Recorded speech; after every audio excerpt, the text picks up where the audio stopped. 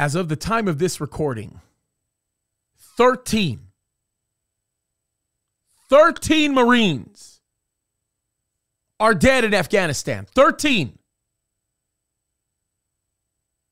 We haven't had a service member killed in Afghanistan in well over a year.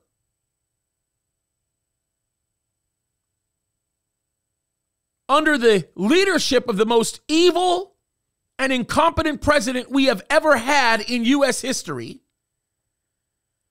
he has managed to withdraw our troops incompetently, to give the enemy our weapons, to leave Americans stranded and those who help Americans stranded, and then has managed to create the general acceptance of the idea that the United States of America is no longer significant. We have lost our status as a superpower, or it is being lost very quickly. And the hubris of a president who says he takes full responsibility for his actions, yet continues to blame the previous administration, is something that to me is just unbelievable. Now, I want to play this video for you because in this video, you will see the insanity that is Joe Biden. And I want to play it because I want to drive home a point, and it's an important point to drive home. And by the way, for all of you woke pastors that chose to support Joe Biden and said it was a better day when he was elected, how's it working for you now? How is it now that Americans are open game all over the world? Let's see what the fearless commander-in-chief says when he's asked about this. And the question is a fair question. One question from the most interesting guy that I know in the press. And it's amazing to me, I just want to say this, how he still finds it acceptable to joke around during one of just an incredibly somber moment in U.S. history. That's you. Mr. President, there had not been a U.S. service member killed in combat in Afghanistan since February of 2020. You set a deadline, you pulled troops out, you sent troops back in, and now 12 Marines are dead. You said the buck stops with you. Do you bear any responsibility for the way that things have unfolded in the last 2 weeks? I bear responsibility for fundamentally all that's happened of late. But here's the deal. You know, I wish you'd one day say these things.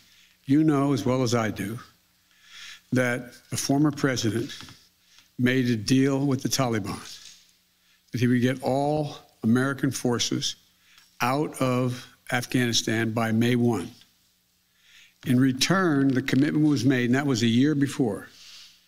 In return, he was given a commitment that the Taliban would continue to attack others, but would not attack any American forces. Remember that? I'm being serious. No, I'm asking you a question. I can't take listening to this anymore because the man has lost his mind. And I'm just going to simply say this. I'm going to say that this man, over the course of the last month, just with this action in Afghanistan alone, has managed to create one of the most perverse conditions that can possibly be drawn by nations that are looking upon the United States. We are not respected anymore. We continue to not be respected because of the actions of this incompetent president. He has a defense secretary who he's more concerned about being black more than competent. And he's got the chairman of the Joint Chiefs of Staff who's more concerned about white fragility and white rage than he would ever be competently withdrawing from Afghanistan. It's open season on American citizens because of his incompetent actions. And on top of that, He's more and more and more and more concerned about turning this nation into a socialist country or a communist country than he ever was about defending United States citizens. He could care less about anything that relates to the prosperity of this nation based on its decision to willfully obey the precepts of God within the inception of the Declaration of Independence and the Constitution. And he continues on the international scene to drive us to a place of darkness. We have a situation right now, as you can watch, where Russia is now signing a deal with Saudi Arabia. Saudi Arabia is saying get lost to the United States of America with respect to the arms deals that they have had, which is a fundamental showing of disrespect by the Middle East. Russia is being allowed now to be the big player in the Middle East as opposed to the United States of America. Russia continues to take a stand against Israel's defense of the aggressions of Syria, and the whole world is watching China threaten Taiwan and maybe even potentially even do more work with Hong Kong. And when I say work, I'm not talking about nice things. Folks, we are absolutely witnessing right now the falling apart of a nation that was one time called a superpower. And it is because of the incompetence of this president. And I'm just going to simply say this.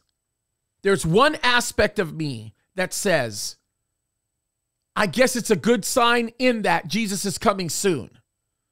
But there's another part of me that is enraged at the idea that there are people that continue to tolerate the actions of an evil man like this.